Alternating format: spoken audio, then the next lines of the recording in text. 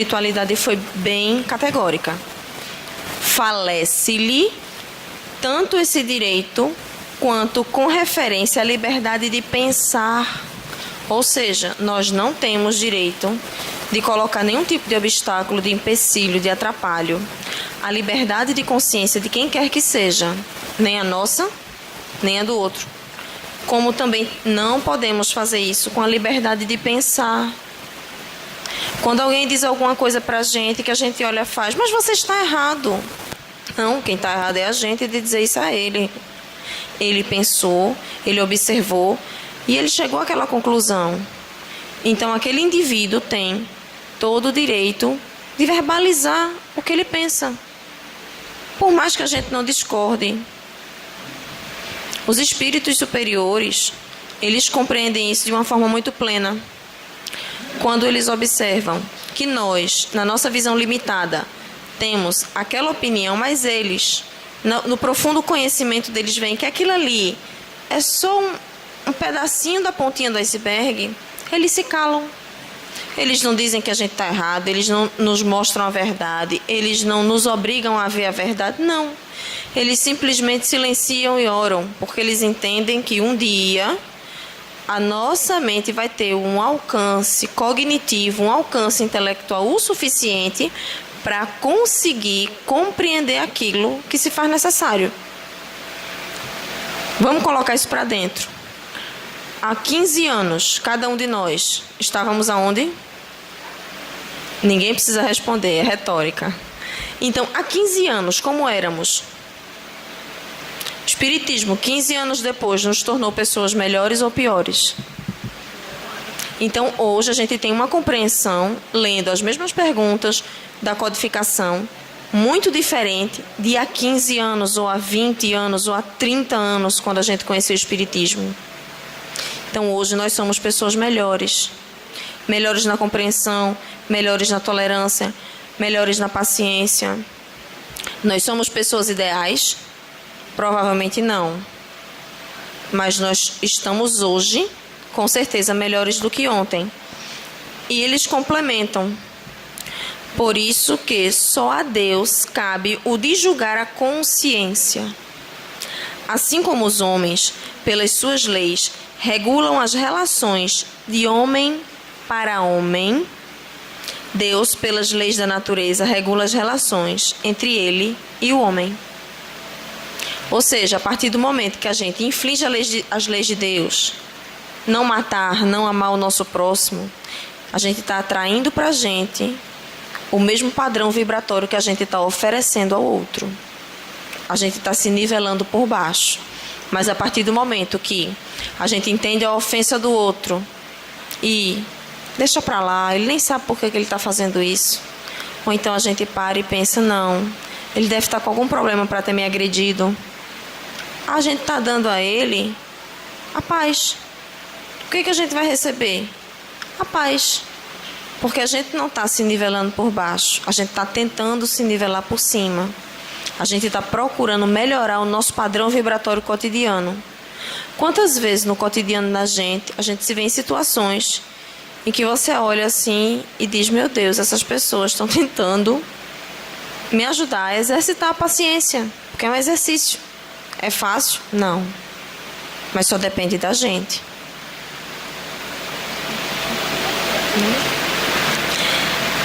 Então, essas relações entre nós e Deus, que são reguladas pelas leis da natureza, elas existem, quer a gente acredite ou não.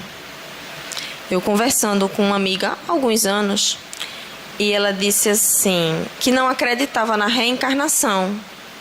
Eu disse, é um direito seu, você está certa. E ela não esperava essa resposta.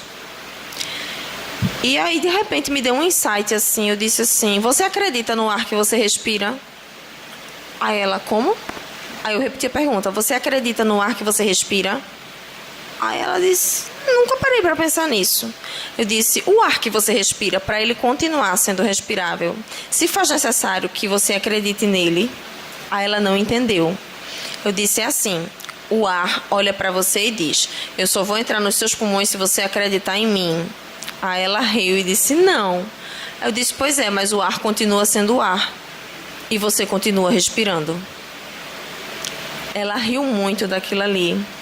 E disse assim: eu acho que eu vou acabar sendo levada a acreditar na reencarnação pela força da vida. Hoje em dia ela acredita na reencarnação. Ela diz que foi a força da vida que guiou ela. Eu disse: não, foram seus passos que lhe guiou, foram as suas escolhas. Você se deu a oportunidade, você se abriu, você abriu os seus olhos. Você exerceu o seu direito de livre pensar, como ele diz aqui. Você exerceu o seu direito de liberdade de consciência.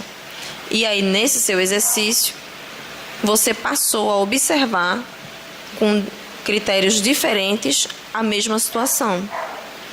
E assim somos nós, diante da vida. Nós podemos observar a mesma situação com critérios diferentes.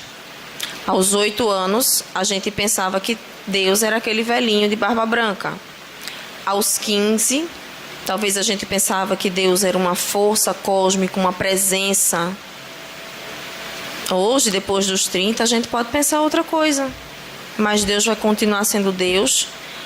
As leis divinas vão continuar sendo as leis divinas, vão continuar existindo. E a gente vai continuar crescendo aos poucos. Porque, como diz a natureza, ela não dá saltos. O progresso é lento e constante. A gente pode tornar esse progresso um pouco menos lento e mais constante, ou um pouco mais lento e menos constante. Depende apenas de como é que a gente está exercendo a nossa liberdade de consciência e a nossa liberdade de pensar. Bem, gente, era essa mais ou menos a reflexão, né? Eu gostaria de pedir a todos que fechassem os olhos, procurassem se mentalizar dentro de um sol de luz, um sol de amor, um sol de paz, um sol de harmonia, e que esse sol, que cada um de nós está dentro dele, começa a se ampliar. Ele se amplia e abraça também a pessoa que está do lado, que está na frente, que está atrás, que está do outro lado. E ele continua se ampliando e envolvendo todas as pessoas aqui deste salão, as pessoas que estão nesse bairro, nos bairros vizinhos. E ele continua crescendo numa velocidade maravilhosa. E de repente este sol envolve toda a nossa cidade, o nosso estado, o nosso planeta Terra. E quando nós visualizamos o nosso planeta Terra envolvido nesse sol de harmonia, de paz, de serenidade, nesse momento de comunhão com Deus, nós não pedimos nada porque não se faz necessário. Mas nós agradecemos tudo que recebemos dele, tudo que ainda vamos receber, desde o momento da criação dessa mônada divina que somos cada um de nós. Muito obrigado, meu Deus, que assim seja.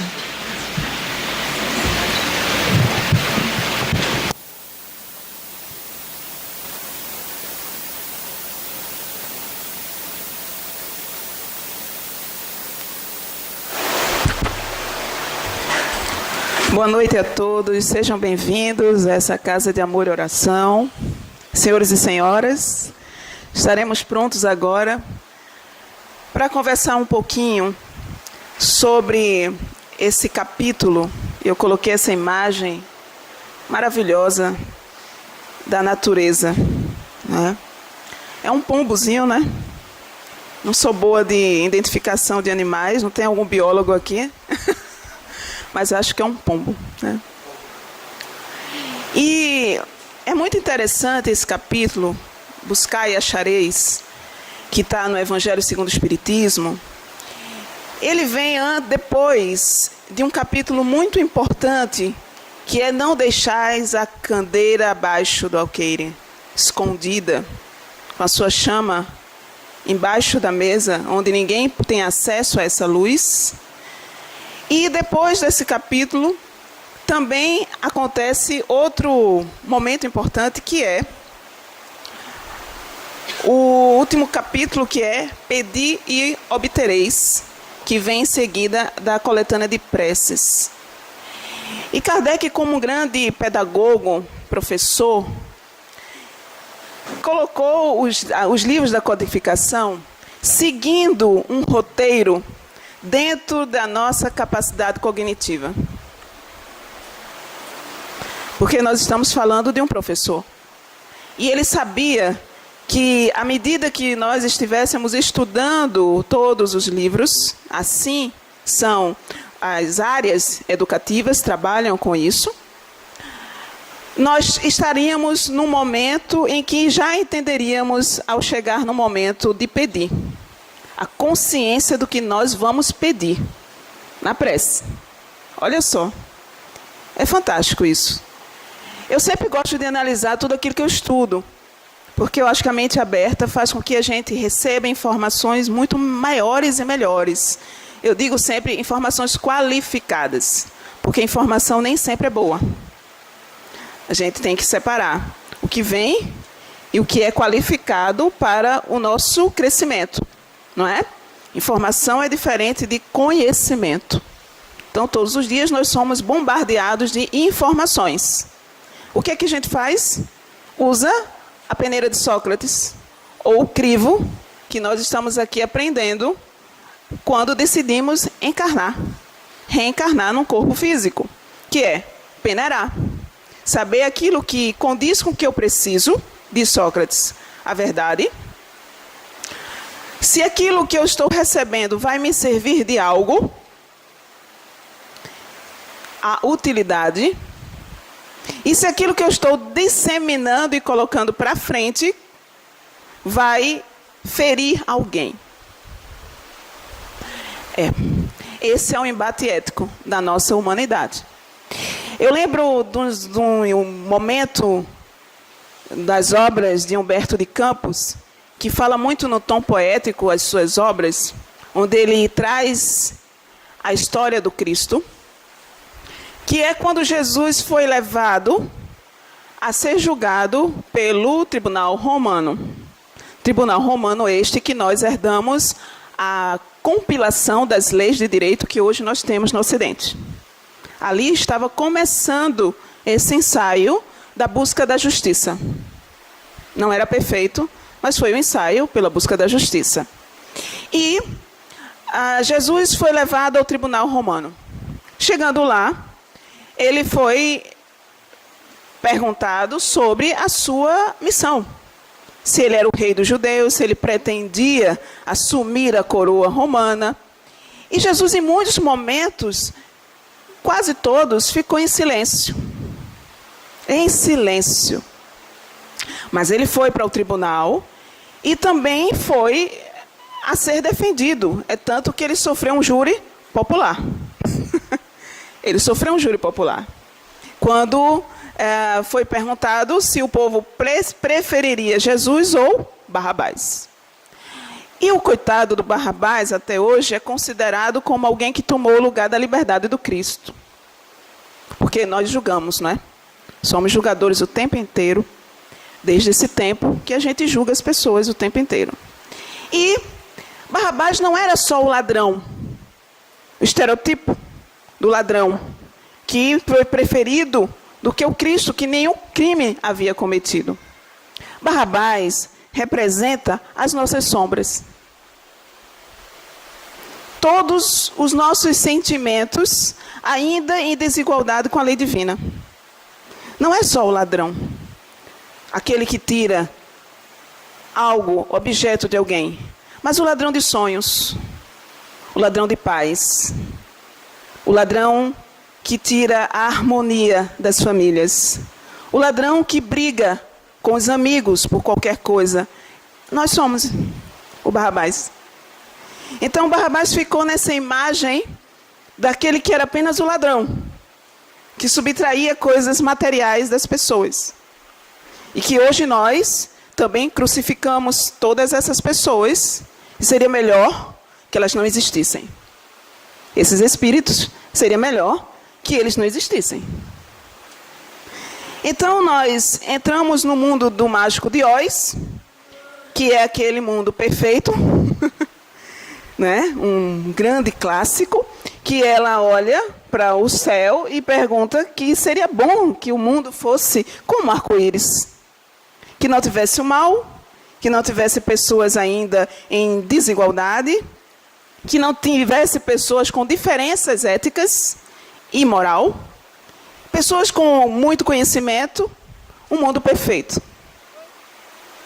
Então, desde a época de Jesus, que nós temos dentro de nós essa ideia do mundo perfeito.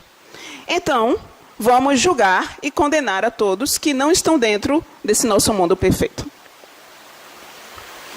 Então, quando a gente entra na casa espírita e olha para a primeira placa ali que Allan Kardec coloca como emblemático, fora da caridade não há salvação, ele está exatamente nos chamando a refletir o nosso comportamento ético perante das diferenças humanas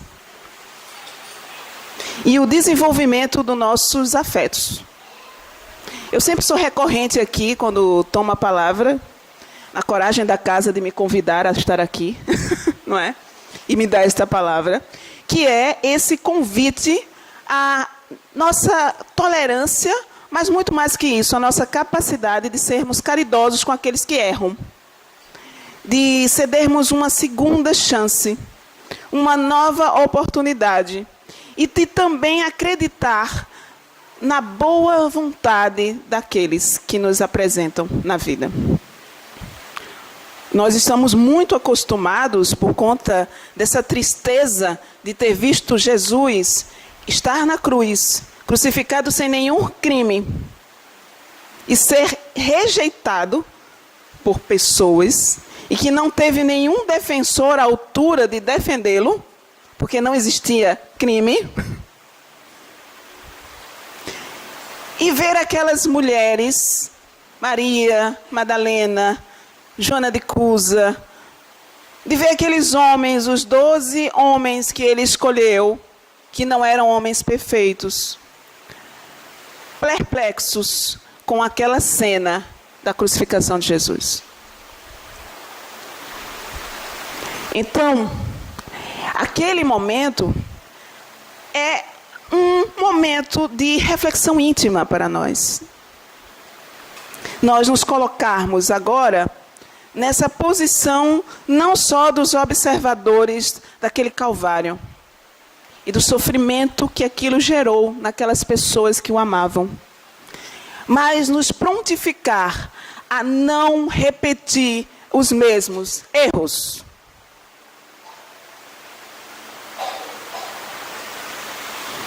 Porque de toda a experiência trágica, a gente precisa aprender a não repetir os mesmos erros. Então, reencarnamos quantas vezes desde lá até aqui? Inúmeras. Então, o momento da Terra, eu já falei sobre esse tema uma vez, que foi transição planetária. Nós estamos imbuídos num movimento de clarificação e de luz, e não de trevas. O mundo está sendo clareado e não escurecido. Porque nós estamos aprendendo a separar o joio do trigo. E para separar o joio do trigo, tem que haver Barrabás. Tem que haver o joio. Senão a gente não identifica o trigo que a gente quer levar para casa e fazer o nosso pão. Então, esse mal, ou essas tristezas, ou essas decepções e possíveis desilusões que estão a vir para todo o planeta, assim dizem os espíritos e todos os estudiosos das ciências herméticas, há um mundo ainda de ilusão e desilusão para nós aprendermos a crescer. Porque a nossa visão ainda é obscura. Nós ainda temos o véu, não do esquecimento, mas o véu do desconhecimento.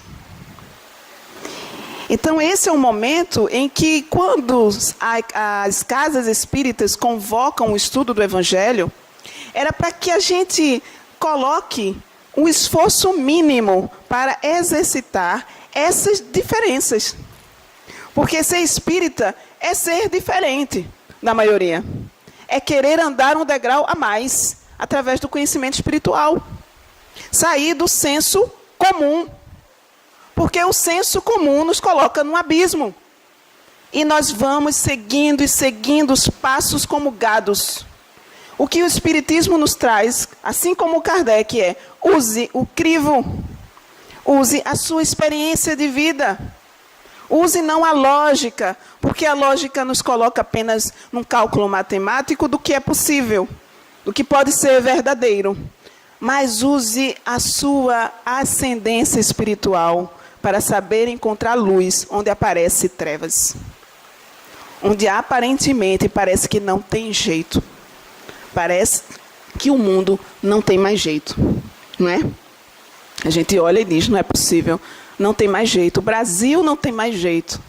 Eu sempre digo, como professora que sempre fui, mas é claro que tem jeito.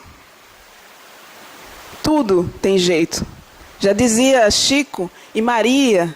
E Jesus, quando encontrou com Maria, depois da sua morte, foi ter com a sua mãe e disse: mulher, todas as lágrimas um dia secarão.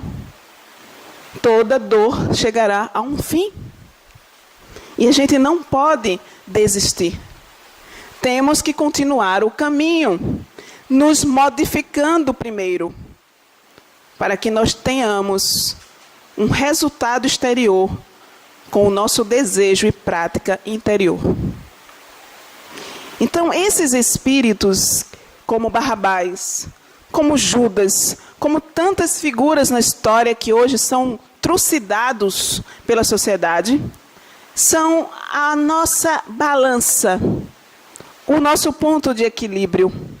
Todos os 12 apóstolos seguiam uma característica humana. E João era a balança, era a Libra. João era o equilibrado do grupo. Era aquele que ia até os seus irmãos, trazia as queixas para Jesus.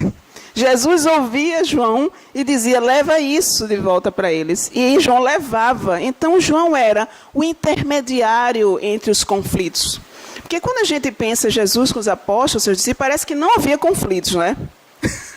Até parece que todos eram perfeitos. Não, gente, existia conflitos. Eram homens comuns, cada um tinha os seus objetivos, as suas visões de vida. E Jesus estava ali justamente para ser o conciliador dessas diferenças humanas. Por isso que ele pega cada um com uma identidade. Desde os pescadores até Lucas, Mateus, que eram um pouquinho mais esclarecidos. E fazia esse balanço para que as coisas andassem melhor. Todas as partes unidas. Porque a separação somos nós que fazemos. Todas as partes estão unidas. Então, essa dicotomia, essas polaridades, esses extremismos do mundo, é a nossa tentativa de afastamento da unidade. Porque quando nós falamos em unidade, nós vamos ter que entrar nesse embate da aceitação, da tolerância e do amor incondicional. E a gente não quer isso. Porque gera esforço, renúncia. A gente tem que ter mais humildade. Isso é muito trabalho. Dá muito trabalho. E os cristãos, nós que nos dizemos cristãos, temos muita facilidade de andar com Jesus no peito, na camisa, no broche, no livro, na Bíblia, embaixo do braço. Mas o mais difícil é andar com Ele. É estar nos lugares onde Ele esteve. No meio das pessoas mais infelizes. Leprosos, prostitutas, mulheres abandonadas por seus maridos, mendigos, escravos. Aí está o grande desafio. Tirar Jesus do peito, deixá-lo lá, mas andar com Ele. E isso gera muito esforço. E a gente não quer esse esforço. Porque para ter esse esforço, a gente precisa quebrar crenças limitantes que nós trazemos. Ideias equivocadas. Abrir mão de vícios. Reconhecer que não estamos tão corretos como pensamos. E isso tudo é muito difícil. Porque mexe com as nossas vaidades. E com o campeonato que o mundo exige. De sermos os melhores, os campeões, os que vencem as disputas, os que têm a verdade. E é justamente isso que essa lição nos chama a atenção. Ajuda-te a ti mesmo. Faz o teu trabalho necessário, que o céu te ajudará. Então, é algo muito profundo que exige de nós maturidade, aceitação, despreendimento e fé, esperança sempre. Né? Eu lembro, um minuto,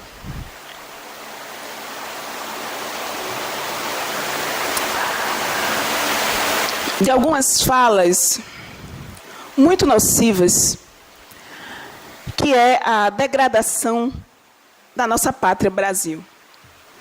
E se nós estudarmos um pouco história, e aqui eu faço um convite a todos que nesse momento estudem a história do Brasil, para entender tudo isso que nós estamos vivendo. Uma das figuras emblemáticas do Brasil, Maria Leopoldina, quem diria uma mulher, naquele século, ser responsável pela libertação do Brasil? Uma mulher. Leopoldina, no dia 2 de setembro de 1822, escreveu o Tratado de Libertação do país, dando a sua independência de Portugal. Olha, incrível. Dom Pedro I, seu esposo, estava em atividades em São Paulo. E ela, numa reunião, porque ela era uma secretária dele, mas uma mulher extremamente preparada para ser uma imperatriz de família austríaca, casada com ele muito antes de conhecer o próprio marido, por conta dos acordos entre as famílias reais. Apaixonou-se por ele pela foto, identificou em Dom Pedro realmente o seu parceiro de vida, foi a encontrá-lo, e aqui eles fixaram sua residência no Brasil como príncipes e princesas regentes. E neste dia, ela prepara essa carta, entrega um mensageiro, diz, vai até Pedro e manda ele fazer isso urgentemente, porque as tropas de Portugal querem invadir o Brasil. E ele precisa decretar a independência agora, e diga a ele que o povo quer que ele seja o seu imperador, o povo brasileiro. E assim ela faz, dobra, carimba, assina, como atual representante do país, e vai, e leva. E ele corre antes das 4 da tarde, para que não escurecesse, e faz o primeiro grito na margem do Ipiranga, como conta a história. Depois ele faz o segundo grito, definitivo, e conta a história que ele estava com uma dor de barriga enorme, não é? E atrasou, mas ele com muita força, olha a força espiritual ajudando ele, ele foi lá e gritou a independência do Brasil. Então isso é belíssimo, porque a história do nosso país é assim, é conflituosa e difícil. Começou com a dor de barriga de Dom Pedro I e pelas mãos de uma mulher. Essa mesma mulher que é perseguida, sofre violência todos os dias. Agora, nesse minuto que nós estamos aqui, tem uma mulher sendo assassinada, sendo violentada. É terrível. A nossa falta de respeito com a nossa história.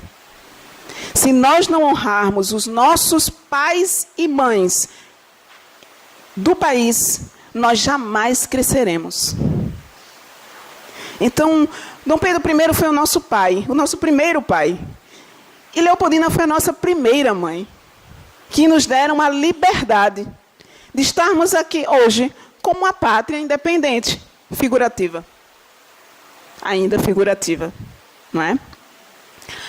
Por que eu estou trazendo essa história? Porque Kardec foi um dos membros da maçonaria na época. E não só ele, como todos os homens na França, em todo o mundo, estudam isso. Para poder ter esse nível que ele tem de lucidez. Menos paixões e lucidez. Porque esse é o nosso desafio. É trabalharmos o nosso córtex frontal e deixar um pouco a nossa animalidade para trás.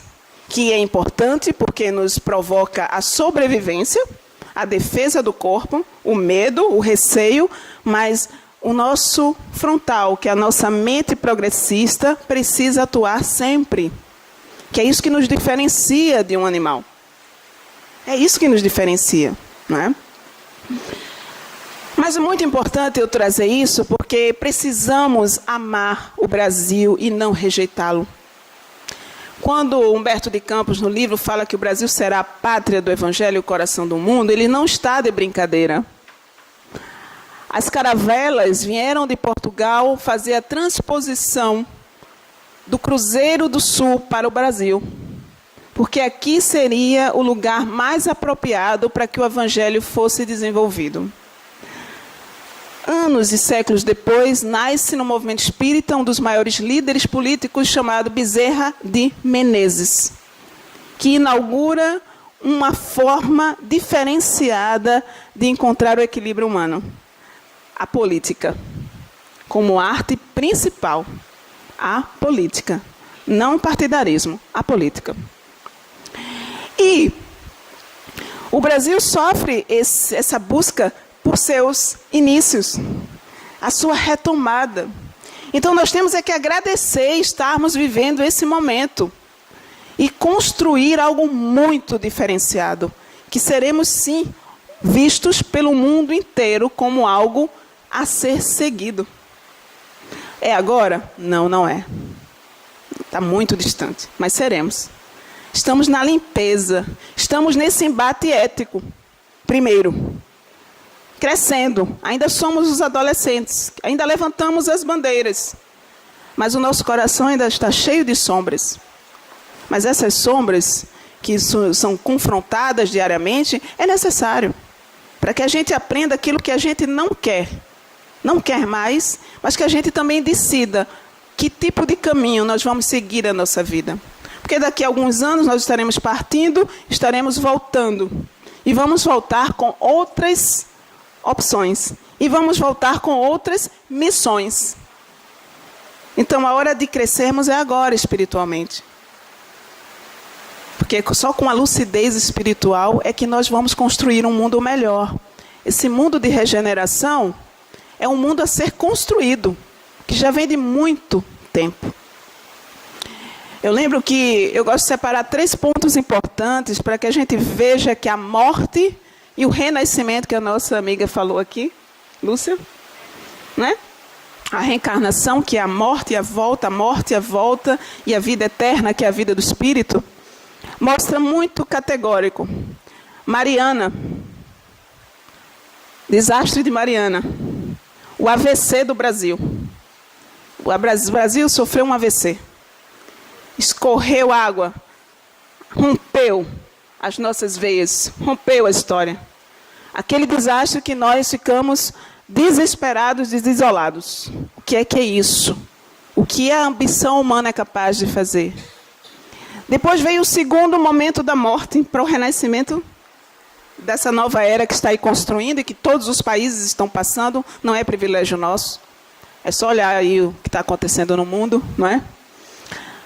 Foi a parada dos caminhoneiros, parada cardíaca. O Brasil parou, entrou em colapso. O coração parou. E nós tivemos a oportunidade de olhar para dentro de nós e verificar o que é que está acontecendo. O que é que a gente precisa realmente transformar. E aí, não coincidentemente, por isso que eu falei de Leopoldina, que ela esteja nos ouvindo. esse espírito missionário. No dia 2 de setembro de 2018, 2 de setembro, da mesma independência do Brasil, o Museu Nacional do Rio de Janeiro pegou fogo. A casa onde foi assinada a libertação do Brasil. Estou arrepiada, né? Nada está acontecendo por acaso. Aquele que era o símbolo da nossa mãe, do nosso pai, também espiritual, que representava a nossa história, a nossa memória, pegou fogo, morreu. O grito de Dom Pedro é muito claro: independência ou morte. O que ele queria dizer com essa frase tão histórica? Ou nos tornarmos livres como espíritos, ou morreremos. Viveremos como mortos-vivos. É isso que é a proposta da doutrina espírita. Nos libertar espiritualmente. Então isso é história. Talvez alguns deles devem estar pensando, mas o que isso tem a ver com doutrina espírita, não é? Mas isso é a vida. E a doutrina é vida. A doutrina não é morte. A doutrina é convocação para viver, para amar, para abrir os nossos corações, para perdoar os erros alheios, para dar novas oportunidades e colaborarmos e não esperar sentado, fazer a nossa parte. Um dia, eu conversando com uma pessoa e vi a grande diferença daquela mulher que conversava comigo. Porque eu relatei para ela um problema de uma pessoa, de uma amiga, que estava passando por um momento de profunda depressão.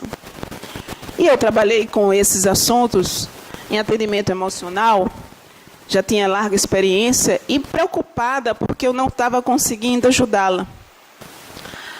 E ela olhou para mim e não perguntou por que ela estava assim, qual era o motivo, o que é que ela pretendia fazer.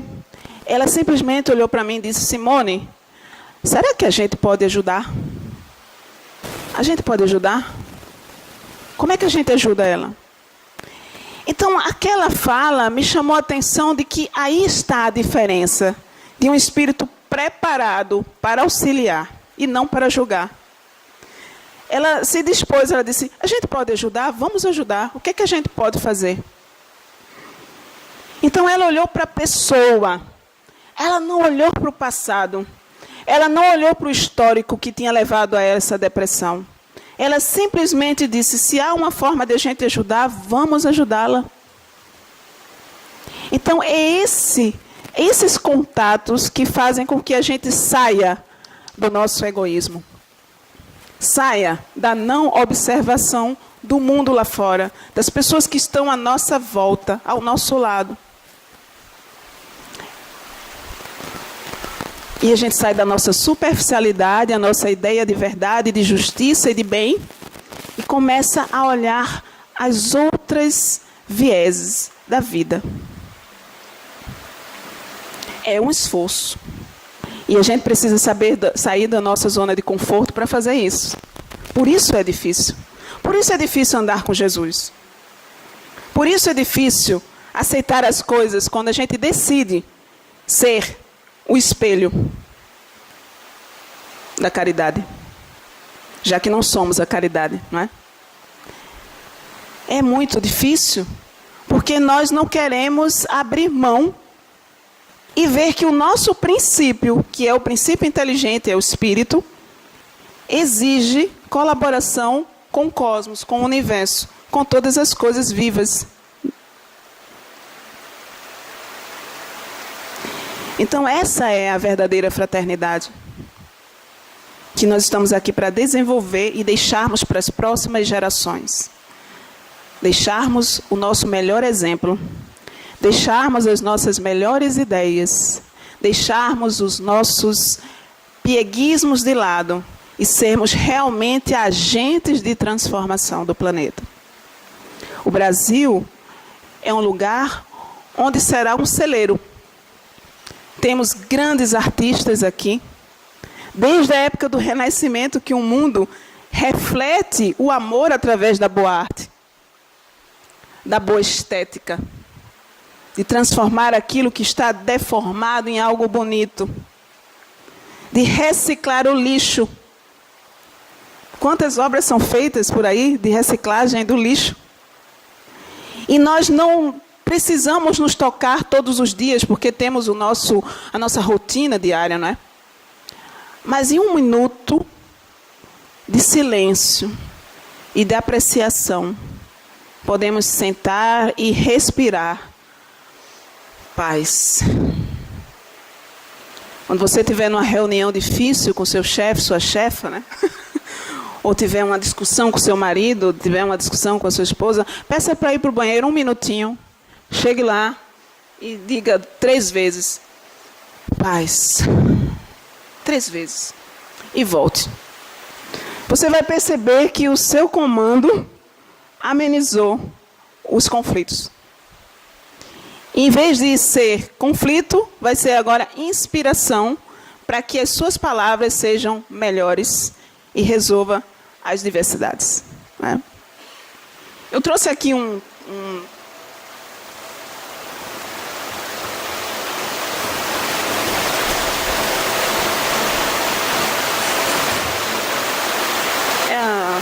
tá pequenininho, né? Pequenininho.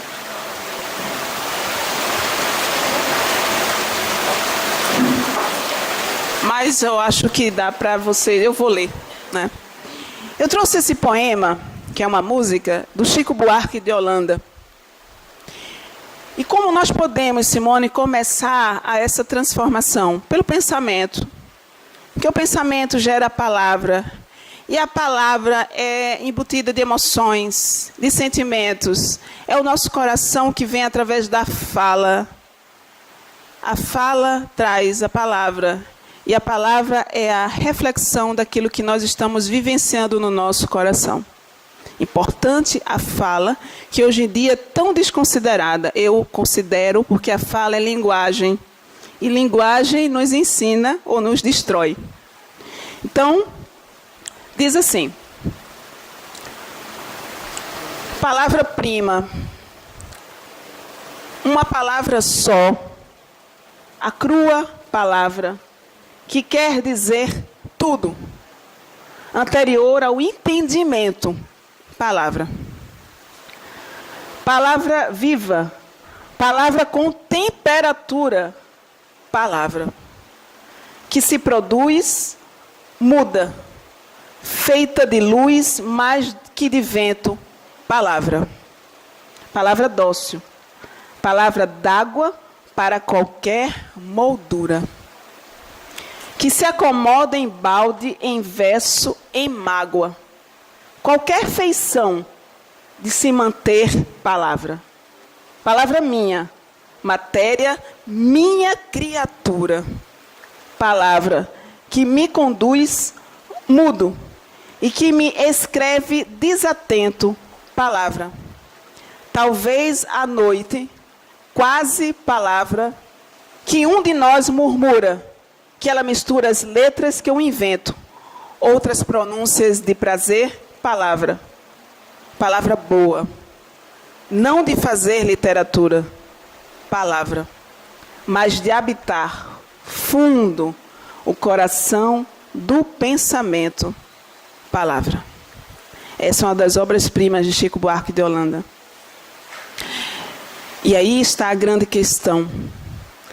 Qual o nosso tom diário daquilo que a gente fala, daquilo que a gente acredita, daquilo que a gente compartilha? Eu sempre tive 2 grandes desafios quando fui estudar filosofia. Primeiro é que o professor me olhou e disse, olha, a filosofia é linda, nos coloca de frente ao mundo e nos capacita a ser melhores. Pelo menos tenta. Porém, não serve para nada. Eu fiquei espantada com aquilo. Né? Tinha que vir de um filósofo. Ele disse, mas olha, a filosofia não serve para nada.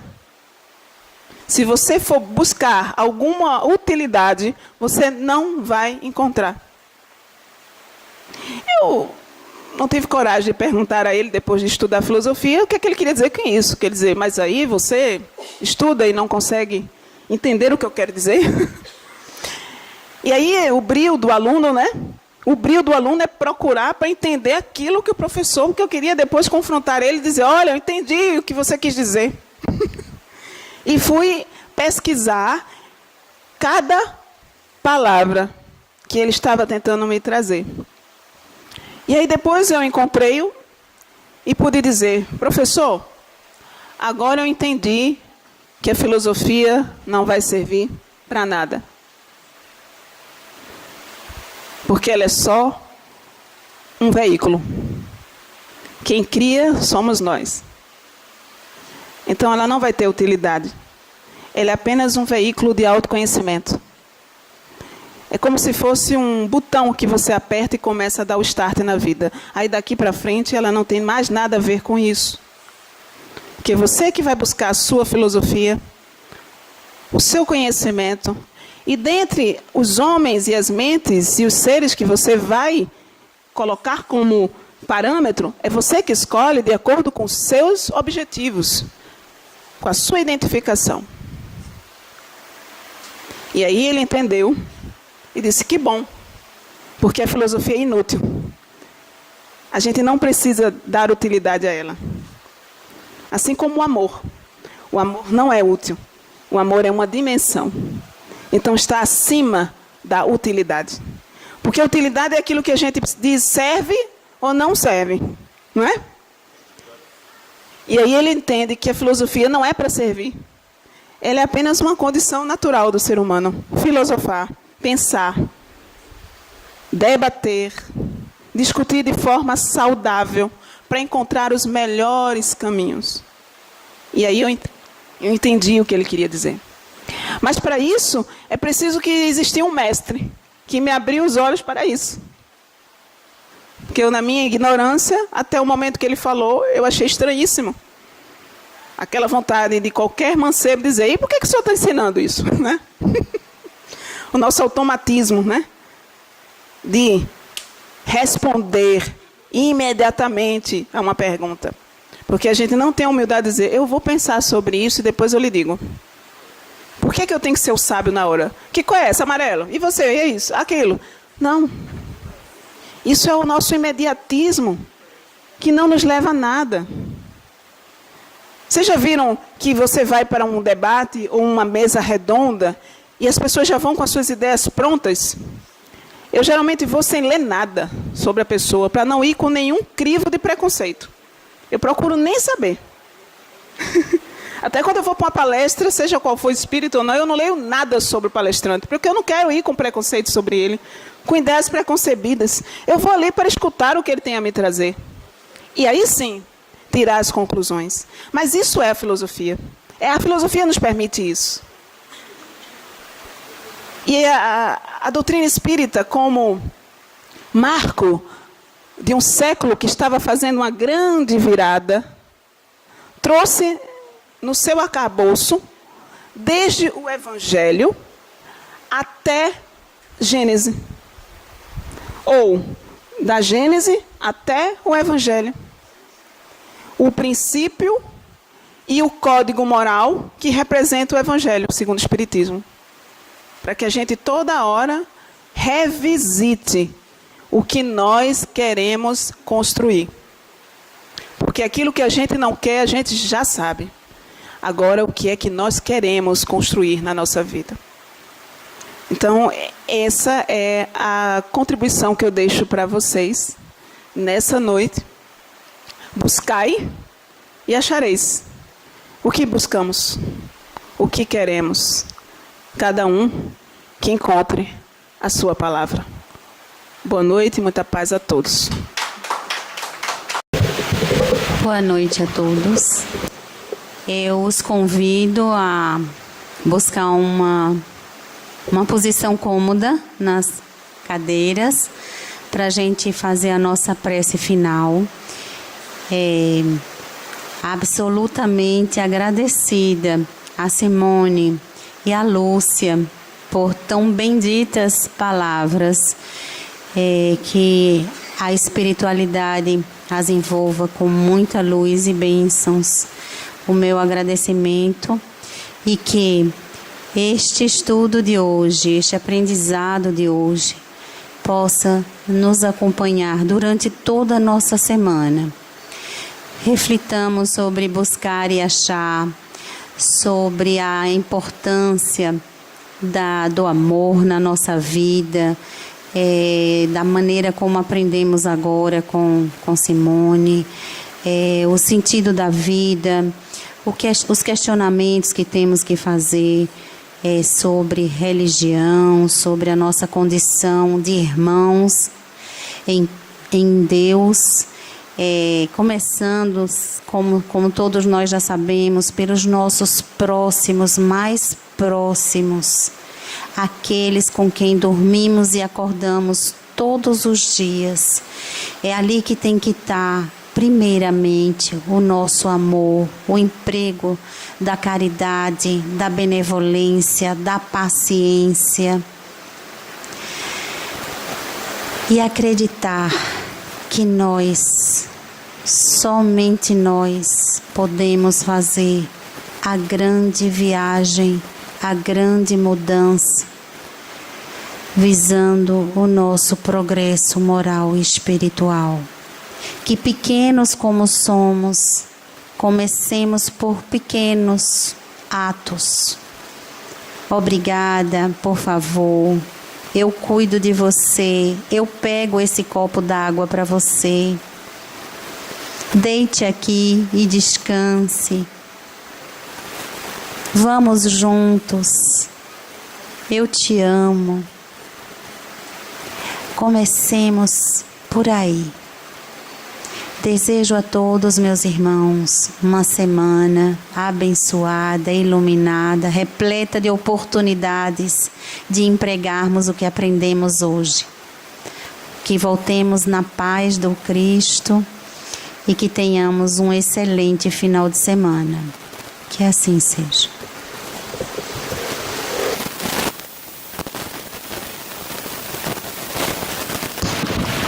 Então, nós damos por finalizada a primeira parte dos trabalhos da noite de hoje. Vai dar seguimento ao passe e àqueles que se encontram em tratamento desobsessivo.